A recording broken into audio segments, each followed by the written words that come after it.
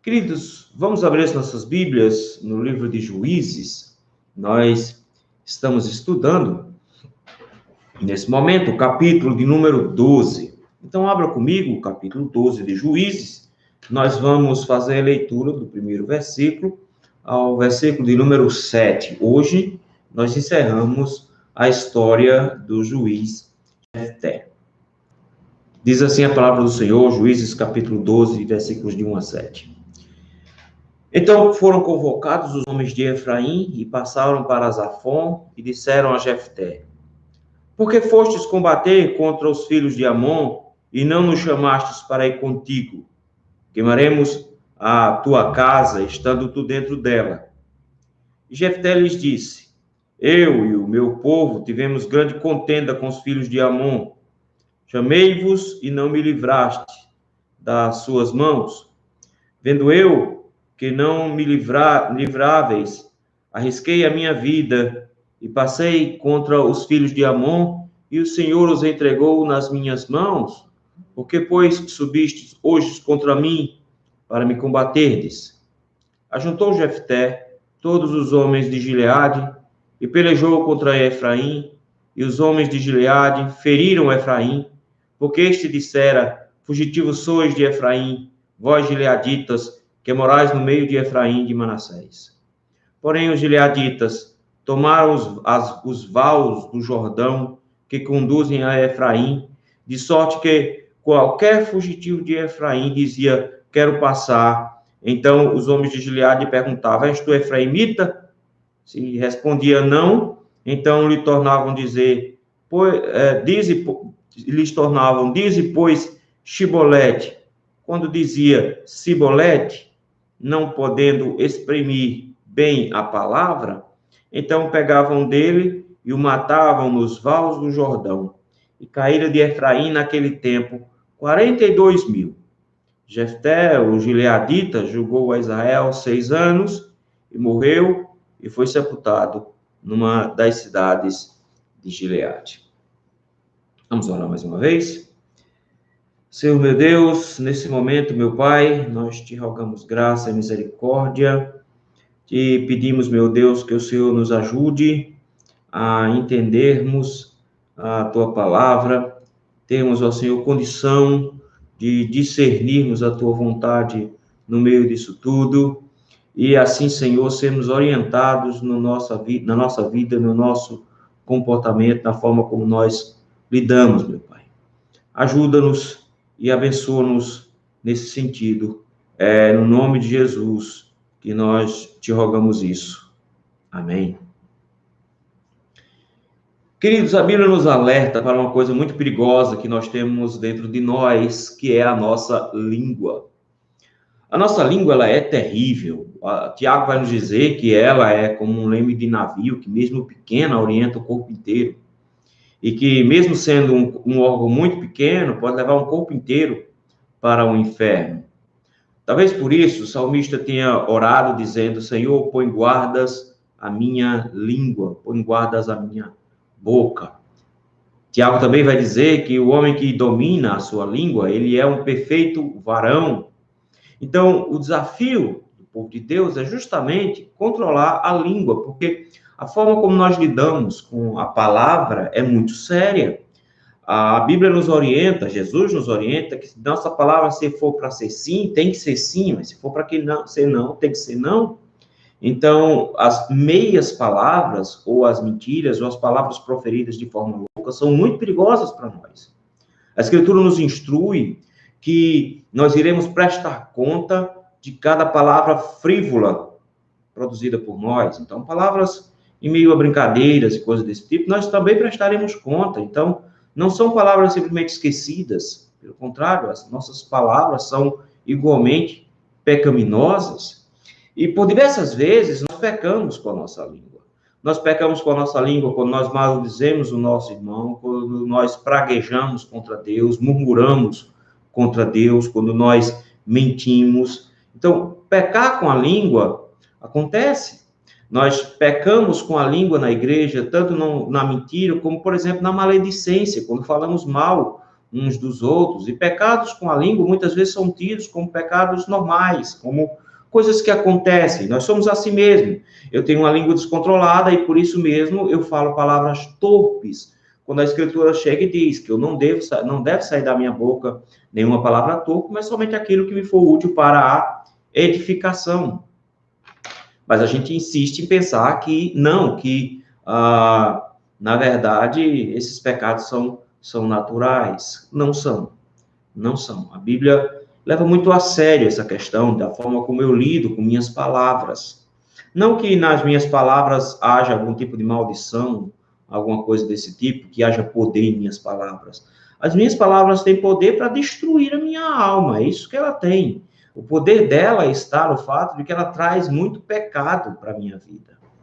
E, às vezes, ela traz também destruição, que foi o que aconteceu aqui no texto de Juízes, capítulo 12. Na verdade, Israel estava passando por mais um daqueles perrengues. O capítulo de número 10, no versículo de número 6, nos diz que, de novo, o povo fez o que era mal perante o Senhor. Dessa vez, muito mais grave. Eles não tinham um ou dois deuses, mas eles tomaram para si 7 deuses de nações vizinhas, inclusive. Então, o povo cometeu uma idolatria muito grande. Eles se expandiram na idolatria numa proporção tal que, quando eles começaram a ser oprimidos, no versículo número 7, pelos filhos de Amon, e foram oprimidos por 18 anos, no versículo número 8, a ponto que o texto nos diz que o povo ficou angustiado pela agressividade com a qual os amonitas avançavam contra eles. Eles clamaram ao Senhor, e a resposta do Senhor foi muito dura. A resposta do Senhor foi: eu livrei vocês, versículo número 11, livrei vocês dos egípcios, dos amorreus, dos Amon, dos filisteus, dos sidônios, amalequitas, maonitas. E o que é que vocês fizeram? Vocês deixaram a mim, versículo número 13, serviram outros deuses. Então, eu não vou livrar mais vocês. Pelo contrário, vão, versículo 14, clamem aos deuses que vocês escolherem e vamos ver se eles livram vocês. De repente, Deus se nega a novamente libertar o povo. Da tamanha ira que Deus estava do povo por causa da idolatria.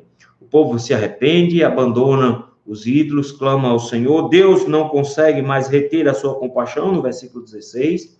E então, no capítulo 11, surge esse personagem que é estranho. Porque, em primeiro lugar, o texto nos diz que Jefté era um homem valente, no versículo 1, mas também nos diz que ele era um bastardo. Ele era filho de Gileade, e Gileade levou esse menino para ser criado com ele, mesmo ele sendo filho bastardo. Mas quando Gileade morre, os irmãos o expulsam e ele se torna a pior pessoa possível. Versículo de número 3 diz que ele se junta com homens levianos e com ele saíam. Então ele forma uma espécie de gangue, de guerrilha, e se joga no mundo. O texto vai nos dizer que, diante desse aperto, 18 anos sofrendo, o povo de Gileade, os anciãos, procuram por Jefté e oferecem a ele a liderança do povo. Nessa proposta, ele chega a aceitar, envia aos amonitas uma proposta de paz, eles recusam, e ele mostra uma faceta que a gente não esperaria de alguém assim. Alguém que é conhecedor da palavra, alguém que é hábil, alguém que sabe da guerra e alguém que é diplomático. Ele, então, tenta negociar, explica a situação toda de que eles não têm direito àquela terra, que Deus deu aquela terra a eles, que eles nunca tinham reivindicado antes, não fazia sentido eles reivindicar agora, e que eles deveriam pensar melhor, porque foi o Senhor que deu aquela terra para eles, e eles se levantando para pegar a terra de volta, eles estavam lutando contra o Senhor, e que o Senhor iria ser o juiz. É isso interessante, porque em momento algum, lá atrás, o texto vai dizer que Jefté é escolhido por Deus como juiz. Deus fica lá por trás da história. Mas ele diz que o Senhor seria o juiz entre eles. Os amonitas não dão ouvidos, e o que acontece no versículo 29 é que ele tem a vitória. Ele faz um voto louco, nós vimos isso, um voto impensado, nós vimos isso semana passada, oferecendo a filha dele em holocausto. Nós não sabemos se essa oferta era para matar a filha, ou se era para consagrar a filha para que ela não casasse, mas seja como for, ele cumpriu o seu voto, e aí nós vimos que foi uma loucura que ele fez, foi votar de maneira impensada, isso foi ruim. O capítulo 12, então, inicia com o final da história. E enquanto traz esse final da história, nós vemos como que uma reprise de algo que já aconteceu lá atrás. É interessante porque esse capítulo 12, versículos de 1 a 7, ele está repleto de ironia. O tempo inteiro ele faz conexões com outras partes, e nessas conexões ele vai sendo sarcástico na maneira como expõe o texto. E aqui vai contar-nos a história de uma arenga, de uma confusão entre a tribo de Efraim e o Jefté. E aí nós precisamos entender o que aconteceu aqui para discernir de forma apropriada como as coisas estão se sucedendo. Versículo número 1 diz assim: Então foram convocados os homens de Efraim e passaram para Zafone e disseram a Jefté: Por que foste combater contra os filhos de Amon e não nos chamastes para ir contigo? Queimaremos a tua casa, estando tu dentro dela. Olha que interessante. O texto nos diz que Jefté levantou a sua tribo, foi e lutou contra os inimigos da região, que eram justamente os amonitas, e agora que os amonitas foram derrotados, a guerra foi vencida e Jefté recebe os louros, entre aspas, né, da guerra, se levanta Efraim aqui, todo cheio de razão. Não foi a primeira vez que Efraim fez isso. Se você voltar um pouquinho, lá para o capítulo número 8, você vai ver Efraim fazendo exatamente a mesma coisa com Gideão. O texto nos diz assim: Então os homens de Efraim disseram a Gideão: O que é isso que não fizeste? Que não nos chamaste quando fomos pelejar contra os midianitas? E contenderam fortemente com ele. Veja, de novo eles estão reclamando porque não foram chamados para a guerra. Daquela vez, eles tiveram um diplomata na frente.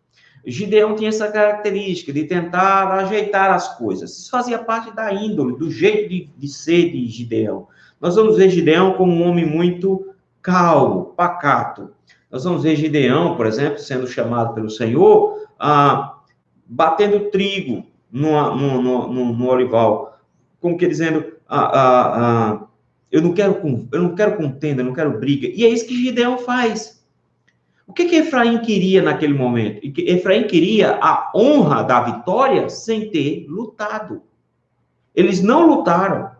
Na verdade, o que eles fizeram foi somente terminar a batalha, porque quando o povo estava fugindo, no momento, o texto nos diz que eles, na passagem do Jordão, e é interessante isso, que é justamente nas vals do Jordão, eles avançaram e capturaram Zeba e Salmuna, rei dos midianitas, e mataram esses homens. Veja só, aliás, Oreb e Zeeb, e mataram esses homens.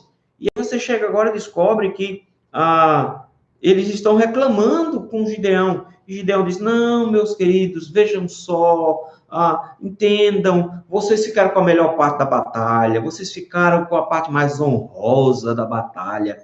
A gente matou gente sem importância, vocês mataram príncipes, vocês foram especiais, que coisa bonita, que bom que vocês... Olha, vocês foram muito importantes. Foram importantes que coisa nenhuma. Na verdade, eles não tinham feito absolutamente nada além da sua obrigação. Eles não foram para a batalha. Eles simplesmente pegaram a batalha já vencida, com príncipes fugindo, com um exército todo desbaratado, desorganizado, e eles simplesmente pegaram esses homens e mataram. Mas Gideão consegue reverter o negócio.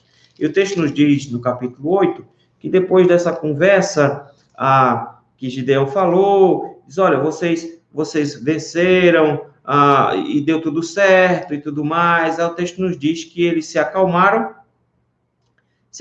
justamente porque as palavras, versículo número 3, de Gideão, abrandou-se-lhes a ira para com ele.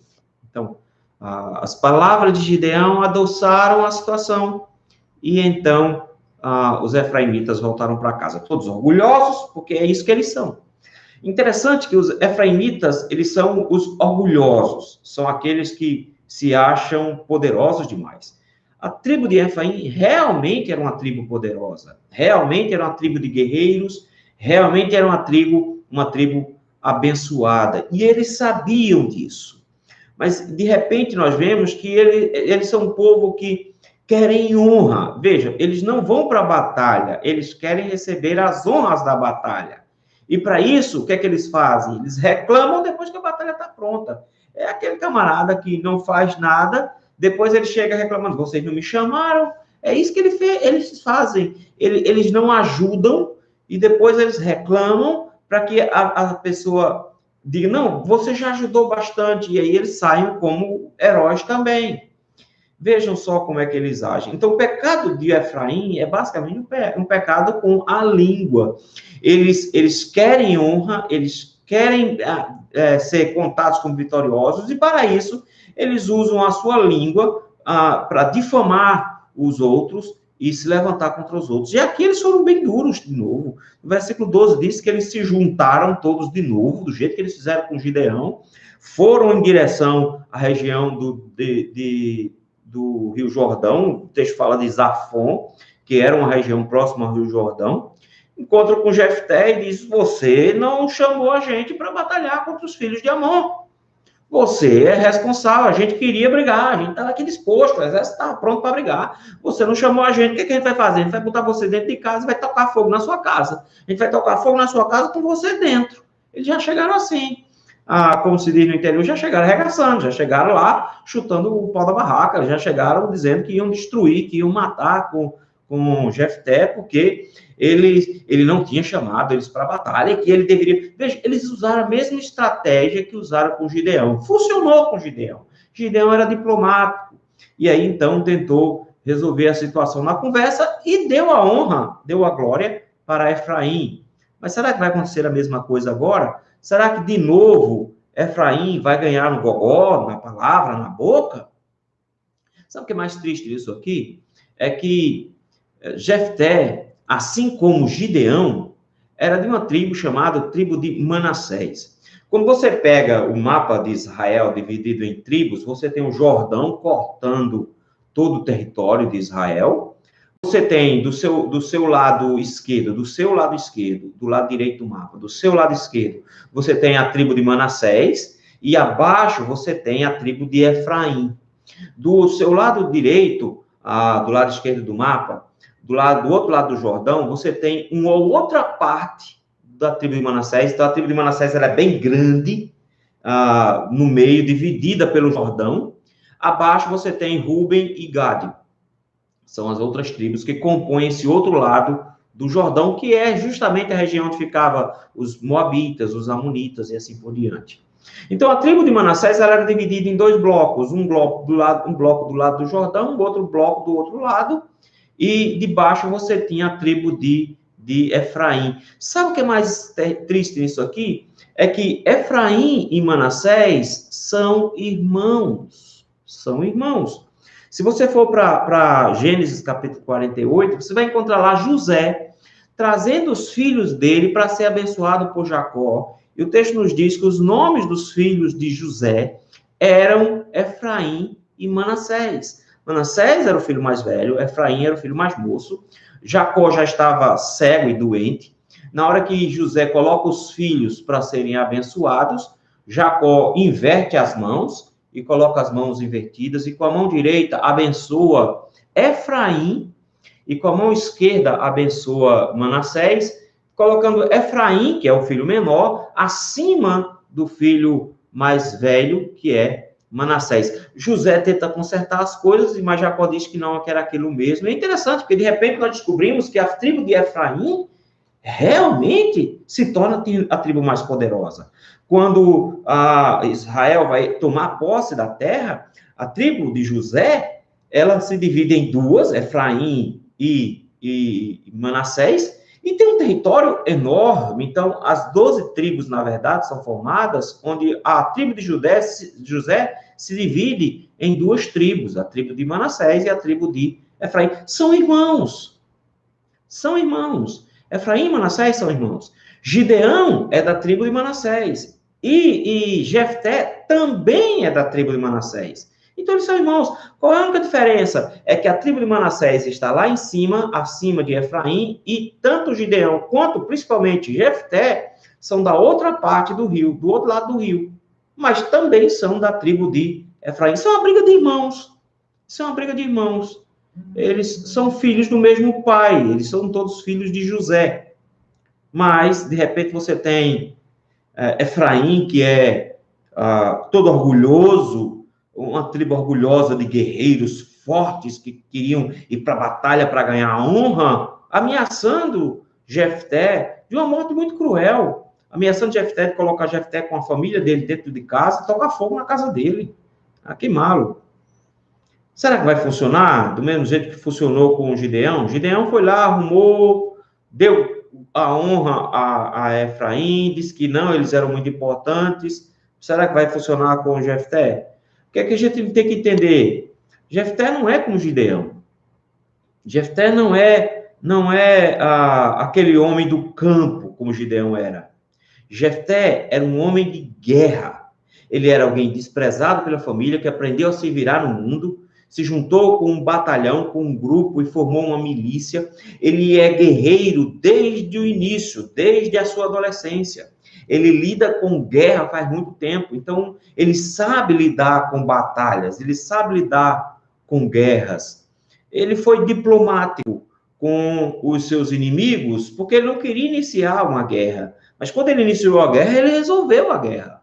Quando iniciou a guerra com os amonitas, ele foi lá e destruiu realmente os amonitas. Agora vem o povo de Efraim e tenta colocar Jefté contra a parede. Será que Jefté responde do mesmo jeito que Gideão? A resposta é não. Ele não responde do mesmo jeito.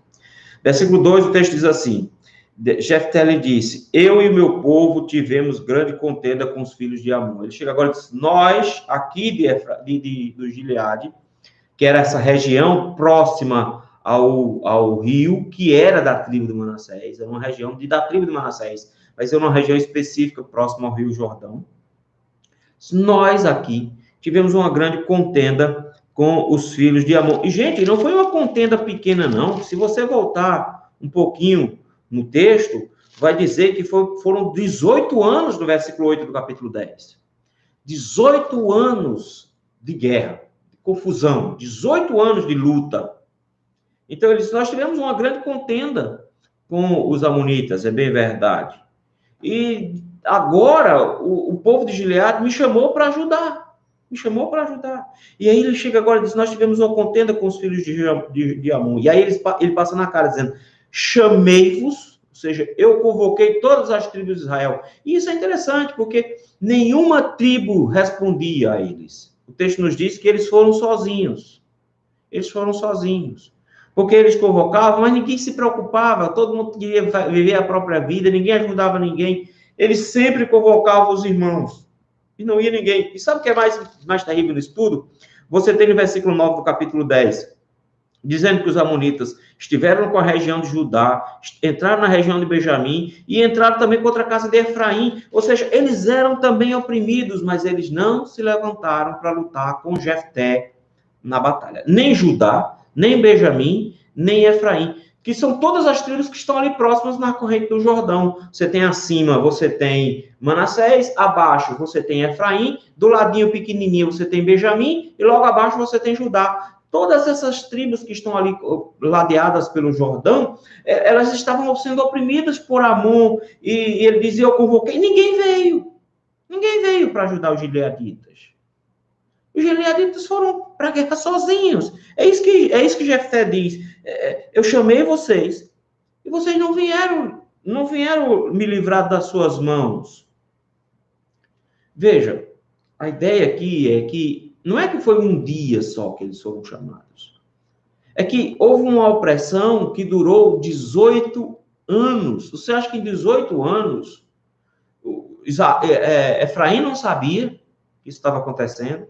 Os guerreiros fortes de Efraim não sabiam. Os guerreiros de Judá não sabiam disso. Ninguém sabia que a região de Gileade estava sendo atacada desse jeito.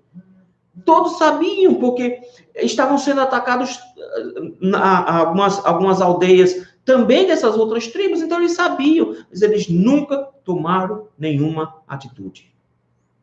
Quem tomou a altitude foram os anciãos de Gileade que chamaram Jefté, e foi Jefté que juntou os seus irmãos e foram para a guerra. Ou seja, quem tomou a atitude para resolver o problema foi Jefté. Eles não tomaram nenhuma atitude. Ele disse, o que a gente faz? 18 anos sob a opressão, nós clamamos, vocês não atenderam a gente, vocês não resolveram o problema da gente. O que aconteceu? Versículo 3.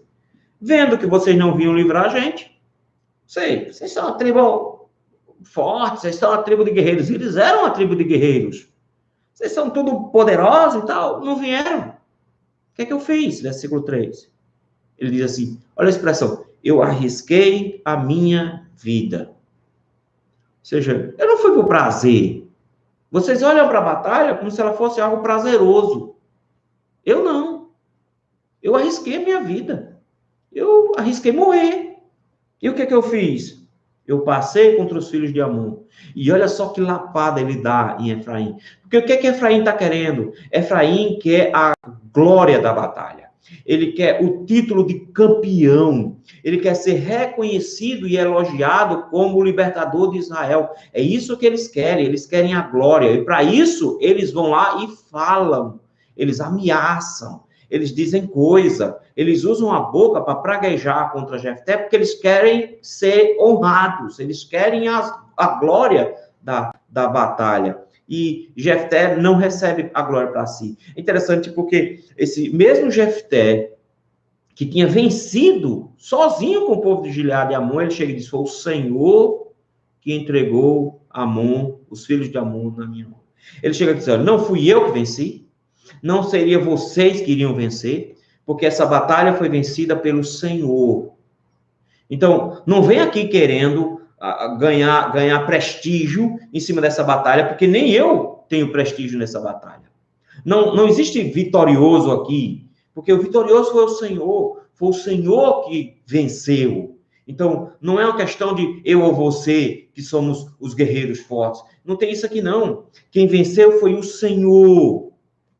Quem venceu foi o Senhor. E aí, então, o texto usa a seguinte expressão. Por que, pois, subiste hoje contra mim para me combater? Se for o Senhor que venceu, não foi a minha força, porque a tribo de Gileade não tem poder para isso. Se for o Senhor que venceu, por que vocês agora estão subindo contra mim? Primeiro, 18 anos a gente pedindo ajuda de vocês não ajudaram. Não ajudaram. Nunca vieram. Na hora da batalha, chamei vocês não apareceram. Quem deu a vitória não foi eu, porque eu não tenho força para isso. Quem deu a vitória foi o Senhor. O Senhor é que ganhou essa guerra para a gente. Então, a glória não é nem minha nem sua, é do Senhor. Agora você vem aqui agora querendo me destruir? Então, veja. Com aquela fala bruta de alguém que quer ganhar um negócio no grito, Efraim se aproxima de Jefté, esperando que aconteça a mesma coisa que aconteceu com Gideão. Gideão era um homem mais calmo, pacato e resolve as coisas na conversa, dá a glória da batalha para Efraim. Eles acharam que iam ter de novo a mesma coisa, que iam chegar lá na Boca Grande e Jefté ia entregar a glória da batalha para eles, e ia dizer que eles eram os heróis. Jefté chega e diz, não, vocês não são heróis coisíssima nenhuma. Nem nós somos heróis. Quem ganhou essa guerra foi o Senhor, nem eu, nem vocês. E tem mais, vocês nunca vieram nos ajudar, 18 anos aqui esperando a ajuda de vocês nunca vieram. E quando a gente foi guerrear, vocês também não apareceram. Então, não, a glória não é de vocês coisíssima nenhuma. Primeira vez, Efraim arranja um caba macho na frente. Efraim encontra um cara que peita e diz a sua palavra, a sua boca diz besteira, porque você quer ser honrado e você está buscando glória própria, e nós não vamos dar a glória para você, que é do Senhor. Nós não vamos dar a você a honra que nem nossa é, que é do Senhor. Nós não vamos dar a honra a vocês. Como é que Efraim responde a Jefté? Você podia pensar assim, então eles baixaram a bola e voltaram para casa. Não, eles não baixaram a bola. Pelo contrário, eles insultaram a tribo, aliás, o povo de Gileade, a tribo de Manassés. Eles insultaram. Eles se sentiam, talvez por causa da bênção de Jacó, um povo diferenciado, um povo especial. E aí vocês precisam entender uma coisa, porque quando for aparecer um rei, você vai ter um rei da tribo de Benjamim, que é vizinho de Efraim, e talvez Efraim não se submetesse a esse rei. Depois vai ter um rei da tribo de Judá, e talvez Efraim não se submetesse a esse rei, porque o que Efraim queria era sempre estar em honra, em evidência. E é muito possível que Efraim fosse querer reinar sobre Israel, porque eles se achavam muito importantes. E dessa vez eles se depararam com Manassés.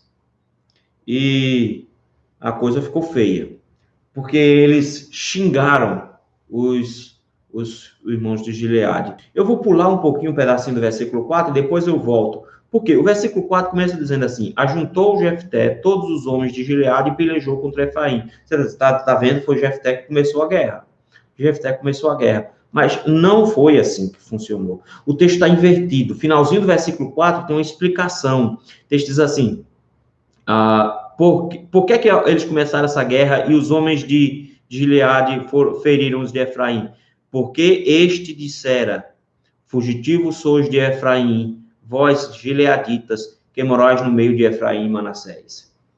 Eles chamaram os irmãos de Efraim de fugitivos, de um povinho covarde, que se escondiam no meio de Manassés e de Efraim. Isso aqui é uma ofensa que eles estão fazendo contra o Gileade. Eles estão ofendendo o Gileade. A ofensa se dá porque eles estão querendo dizer que os gileaditas não são corajosos. Eles se escondem, eles vivem sempre todos sob a nossa proteção, então eles são um peso morto para a gente. E vocês se escondem no meio da nossa tribo. Acontece que os gileaditas são da tribo de Manassés. Eles não são de fora, eles são da tribo de Manassés. Eles pegaram uma faixa dentro da tribo de Manassés. Jefté é de Manassés. E ele chega aqui e diz: vocês não são de Manassés, vocês não são de Efraim, vocês se escondem no nosso meio, vocês são fugitivos. E aí, então, por causa disso, o texto nos diz que Jefté ajuntou os seus homens de Gileade, lutou contra Efraim, e o texto diz assim: e os homens de Gileade feriram a Efraim. Feriram a Efraim. Agora, Efraim encontrou um cabo bravo. Agora, Efraim encontrou um homem que vai peitar a arrogância dele e desmanchar, de uma vez por todas, a conversa mole dele. Porque Efraim não vinha para a guerra. Depois que a guerra estava pronta, ganha, aí eles apareciam, porque eles queriam ser honrados com a vitória também. Era isso que eles queriam. Eles queriam ser conhecidos como os guerreiros de Israel, que vencem todas, sem lutar. Ele chega aqui e encontrou um homem de Manassés que não tem a mesma diplomacia de Gideão. É interessante porque Jefté foi diplomático com seus inimigos, conversou com eles, mas aqui a conversa é bem curta, então a diplomacia de Jefté se acabou lá, com os amigos, com os de casa, com os irmãos. Ele não foi tão diplomático assim, até porque a acusação foi bem grave. Vocês são fugitivos. E aí inicia uma sessão de ironia contra Efraim. Porque o texto diz assim, olha, versículo 5. Porém, os gileaditas tomaram as vals do Jordão que conduzem a Efraim. Interessante isso, querido. Sabe por quê? Porque quando você vai para o capítulo 7, versículo número 24, diz assim, que Gideão enviou mensageiro a todas as montanhas de Efraim, dizendo: descei de encontro aos midianitas e impedi-lhes a passagem pelas águas do Jordão até Bet-Bará. Convocados, pois, todos os homens de Efraim, cortaram-lhe a passagem pelo Jordão até Bet-Bará. Ou seja, qual era a área de domínio em que os de Efraim foram vitoriosos? Nas vals do Jordão, na margem do Jordão. E agora, onde é que os gileaditas estão mandando? Nas vals do Jordão. o povo de Efraim tinha conquistado honra com a Val do Jordão. Agora, a Val do Jordão é a vergonha deles. É a vergonha deles, para que eles paguem com a língua. O texto nos diz que aquele lugar, foi o lugar de vitória deles, agora é o lugar da derrota deles. Porque os gileaditas tomaram as passagens. Todo rio tem um lugar, uma área onde você usa para passar. Outras áreas são impossíveis de se passar. Naquelas áreas de passagem ali, são os lugares estratégicos. Foi isso que Efraim fez. Usou esses lugares estratégicos para lutar lá atrás. Agora é o que Gileade está fazendo.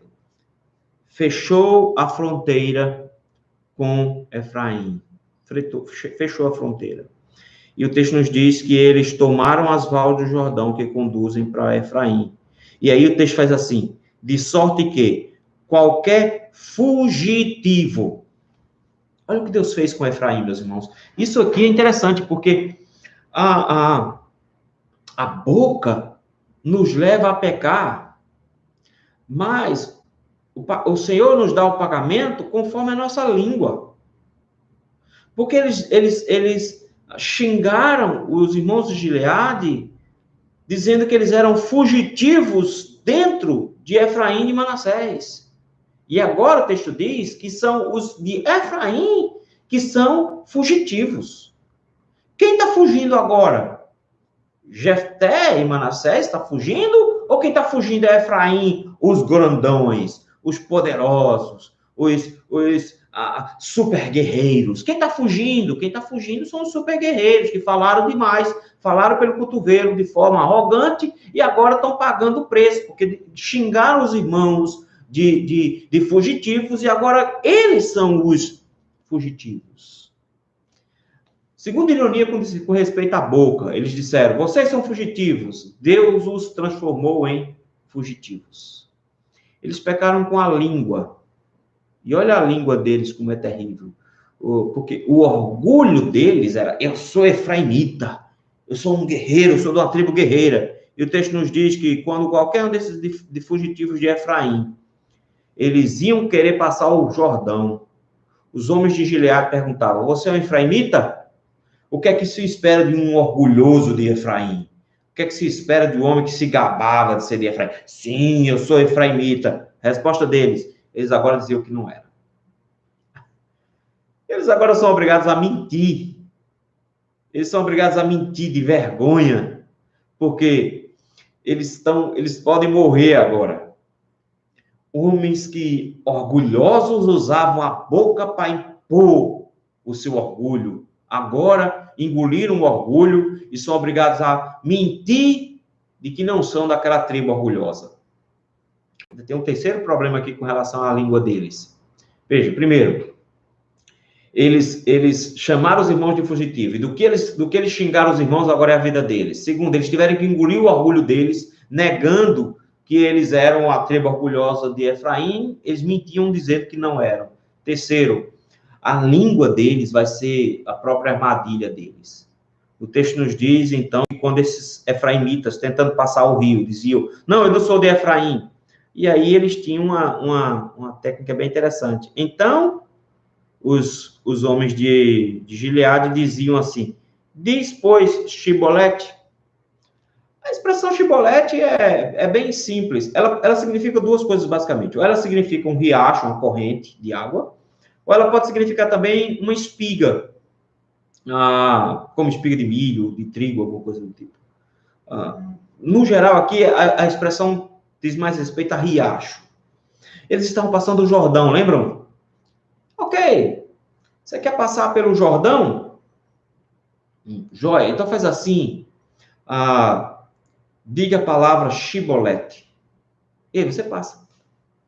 Só que tem um bom problema aqui. Existia uma variante da língua de Manassés para Efraim. O povo de Efraim não conseguia dizer a palavra Shibolete, com esse som de X, X. E aí, quando eles iam falar, eles falavam Sibolete. Algumas digamos assim, alguns sons são quase impossíveis de algumas pessoas falarem. Por exemplo, o som do NH e do LH, nha, lhá, que tem no nosso português, americano não fala. Eles não conseguem, não dá, não rola. Eles não vão conseguir dizer. A mesma coisa, alguns sons de L, por exemplo, esses sons são muito difíceis para chineses, japoneses orientais assim falarem também. E o ão para um americano é impossível. Eles não conseguem falar ão. Para eles é quase impossível. Então eles vão falar mas não vão conseguir falar o ão. Para eles o som é muito ruim de dizer. Então eles precisam de muito treinamento para conseguir dizer a palavra. E essa era a falha linguística que havia em Efraim. Eles não conseguiam dizer shi. Eles só conseguiam falar si. E aí ele chegava e dizia, vocês são de Efraim? O cara dizia, não, sou não, imagina, eu quero só passar aqui. Então faz o seguinte, fala aí Shibolete. Aí o cara falava Cibolete. Ele disse, então, já era, meu velho. Você não é daqui. Porque se você fosse de Manassés, você conseguiria falar Shibolete. Mas se você fala Cibolete, você está morto. E o texto nos diz que quando como eles não conseguiam exprimir bem a palavra Shibolete, mas falavam Cibolete, então pegavam dele, e olha a expressão de novo, com ironia, e o matavam nos vales do Jordão. Nos vales do Jordão. O lugar da vitória dos efraimitas foi transformado no lugar de derrota deles, porque agora a própria língua deles era uma armadilha para eles. A língua era uma armadilha. E quando eles falavam, eles se denunciavam, e então eles morriam. E o texto nos diz que caíram de Efraim, a gente não sabe quanto tempo dura essa guerra, é uma guerra interna, mas caíram de Efraim 42 mil homens, acabou essa tribo. A tribo ela foi diminuída a um ponto muito alto. Ou seja, Jefté destruiu os irmãos. Destruiu os irmãos. E o texto termina dizendo que Jefté, o gileadita, jogou Israel 6 anos. Então é possível que essa guerra tenha durado esse período. E ele morreu e foi sepultado numa das cidades de Gileade. O texto não diz qual é a cidade. Ao que tudo indica, essa confusão, essa guerra fez com que a família o sepultasse escondido numa das cidades de Gileade. Ele não foi sepultado fora. Mas chega aqui, diz que ele morreu, reinou por 6 anos, e foi assim que terminou a vida de Jefté. Queridos, nós temos uma lição muito importante para aprendermos aqui. Primeiro é o seguinte, cuidado com a arrogância. Cuidado com a arrogância. Cuidado quando você quer receber elogios por coisas. Quando nós buscamos a glória própria, nós nos esquecemos da glória do Senhor. E nós nos metemos em muita enrascada quando fazemos isso. O Senhor nos adverte para a necessidade de colocarmos todas as nossas vitórias creditadas para o Senhor e não para nós mesmos. E não buscarmos honra e glória por trabalhos feitos por terceiros, principalmente. Nós temos muitas vezes a tentação de querermos elogios pelo trabalho realizado. E Jefté nos lembrou hoje de que todo trabalho que é realizado é sempre realizado pelo Senhor. Então, cuidado com a arrogância quando você quer ser honrado. Cuidado com a arrogância quando você quer ser elogiado. Cuidado com essa arrogância, porque essa arrogância pode ser a sua destruição. Cuidado, porque isso pode ser a sua ruína. Foi essa a ruína de Efraim. Eles queriam glória para si, eles queriam honra para si, e no final das contas, eles conseguiram a destruição, 42 mil mortos. Eles conseguiram, foi a destruição deles. Segundo lugar, cuidado com a língua. As glórias, era isso que Efraim fazia. Lá, botava o peitão, estufava o peito, dava bocão em cima dos caras e conseguiu o que queria. Até que um dia encontrou um outro.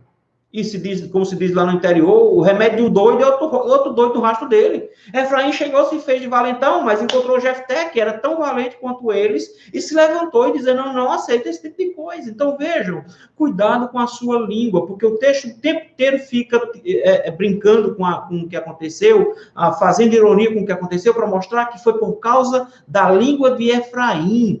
A língua dele trouxe destruição para a vida dele. E no final das contas, por causa dessa língua maldosa, eles agora, por causa da língua deles, perderam o território onde eles eram vitoriosos, chamaram os irmãos de fugitivos e se tornaram eles os fugitivos. Eram tão orgulhosos e agora precisavam negar que eram efraimitas, e no final das contas, por causa de uma expressão, de uma palavra que eles usavam, morreram 42 mil.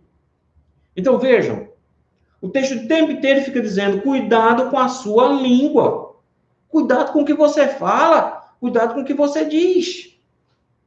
Queridos, nós precisamos ter muito cuidado com isso, porque muitas vezes nós somos estimulados à arrogância, à pretensão, a querer a honra e a glória, e usamos nossa língua para conquistar essa honra e essa glória. Cuidado, porque isso nunca acaba bem. Quando Miriam tentou, com a língua, destronar Moisés da liderança, o Senhor colocou uma praga nela e ela pegou lepra. Ela com Arão tentaram com a língua se levantar contra Moisés e se quebraram. Vejam, quando os homens tentam de forma arrogante receber a glória usando a sua língua para isso, o Senhor os destrona.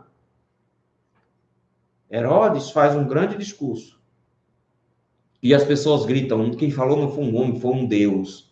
Em Atos diz que ele morre com medo de bicho porque ele não atribuiu a Deus a glória do seu discurso.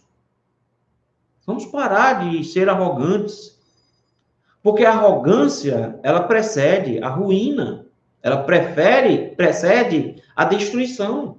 E quando nós somos arrogantes, quando nós queremos a glória para nós não estamos buscando a glória do Senhor. Então, meu irmão, se você quer trabalhar para o Senhor, se você quer honrar o nome do Senhor, faça para o Senhor e dê a glória a Ele, porque nenhum trabalho é executado por pastor, por presbítero, por diácono, por igreja. Todo trabalho é o Senhor quem faz prosperar, não nós. Não nós. Então, para de achar que você coloca o seu nome na frente da igreja, que você foi o cara que começou esse negócio aqui, que trabalha. Pare com isso, porque toda glória e honra pelo trabalho não é dos fundadores desse trabalho, mas é do Senhor. É o Senhor que nos dá essas condições. Então, pare de ser arrogante e de chamar para si honra que você não possui. Os crentes não possuem honra nos seus trabalhos, porque por melhor que seja o escravo, se ele faz aquilo que lhe mandam, ele não merece nenhum tipo de elogio, disse Jesus, porque só fez aquilo que foi obrigação dele. Foi isso que Jesus ensinou. Então, meu irmão, não existe lugar para arrogância entre os servos do Senhor. Não existe lugar para arrogância. O nosso Jesus se vestiu de avental, lavou os pés dos seus discípulos para nos lembrar de que não existe lugar para arrogância, para a busca de satisfação pessoal, para a busca de nome, de seu renome no meio do povo de Deus. Não existe. E cuidado com sua língua quando você tentar fazer isso. Porque a principal ferramenta para buscar honra e glória pessoal é usar a língua. Cuidado. Porque quando você usar a sua língua para buscar honra pessoal, o Senhor vai destruir a sua honra pessoal. Porque o uso da língua pode ser extremamente perigoso e destrutivo. E você pode pagar com a sua própria vida a língua que você possui. Foi isso que aconteceu com Efraim. Tudo o que eles disseram se cumpriu contra eles. O uso da língua de forma inapropriada. Ela destrói, não tenha dúvida disso não. O que eu faço, pastor? Primeiro, guarde o seu coração em Cristo. Dê a Ele a honra e a glória. Dá glória a Deus. O pessoal acha que dá glória a Deus vai ficar gritando na igreja. Meu irmão, dar glória a Deus é quando alguém chegar e dizer que belo trabalho você fez, se eu não fiz nada, que fez foi o Senhor. Isso é dar glória a Deus. É você não ser arrogante e pretensioso. Já ganhei tantas almas para Jesus. Dê glória a Deus. salmista Davi, no Salmo 115, não a nós, Senhor, não a nós, mas é o teu nome da glória. Dê glória a Deus. E pare de usar a sua língua contra o seu irmão. Pare de usar a sua língua contra o seu irmão, buscando essa glória própria. Porque essa será a sua destruição. Essa será a sua miséria. Que Deus tenha misericórdia de nós e nos ajude e nos abençoe nesse sentido. Vamos orar? Senhor, meu Deus, tem misericórdia de nós, porque os nossos corações arrogantes, por muitas vezes, buscam as glórias das vitórias do Senhor. Senhor, não nos permita sermos arrogantes a ponto de chamarmos para nós os elogios que devem ser direcionados a Ti. Que o Seu nome, somente o Seu nome seja glorificado, porque importa que o Senhor cresça e nós diminuamos. Que o Senhor tenha o Seu nome glorificado em cada momento da nossa existência. Não nos permita, Senhor, que pequemos com a nossa língua e que encontremos na nossa própria língua a fonte da nossa destruição. Guarda, Senhor, a nossa boca. Guarda, Senhor, a nossa boca, para que a gente não peque contra o Senhor, porque ela expõe o que o nosso coração é, e nós precisamos de um coração restaurado, renovado, para que nossa boca não seja mentirosa, para que nossa boca não seja caluniadora, maledicente, para que nossa boca não busque a glória própria e xingue e use palavras torpes que destroem a vida dos nossos irmãos. Que nossas bocas sejam abençoadoras, fonte de bênção, um manancial que saia dela, seja da água da vida e não uma fonte amarga. Ajuda-nos e nos abençoe nesse sentido. É no nome de Cristo Jesus que nós te rogamos. Amém.